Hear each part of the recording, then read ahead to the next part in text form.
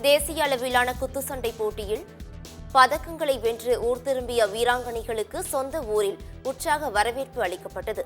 ஜம்மு காஷ்மீரில் தேசிய அளவிலான குத்துச்சண்டை போட்டி நடைபெற்றது. இதில் தமிழ்நாடு, ஆந்திரா உட்பட பல மாநிலங்களைச் சேர்ந்தவர்கள் கலந்து கொண்டனர். இதில் மயிலாடுதுறையைச் சேர்ந்த மகேஷ், வைதேகி ஆகியோர் தங்கப்பதக்கம் வென்றனர். கார்த்திகா, ஹீமா ஆகியோர் வெள்ளிப் பதக்கத்தை கைப்பற்றினர். இந்த நிலையில் பதக்கங்களுடன் சொந்த ஊர் திரும்பிய அவர்களுக்கு மயிலாடுதுறை ரயில் நிலையத்தில் உற்சாக வரவேற்பு அளிக்கப்பட்டது. ஏழ்மை நிலையில் உள்ள தங்களுக்கு அரசு உதவி செய்தால் மேலும் பல பதக்கங்களை குவிப்போம் என வீராங்கனைகள் நம்பிக்கை தெரிவித்தனர்.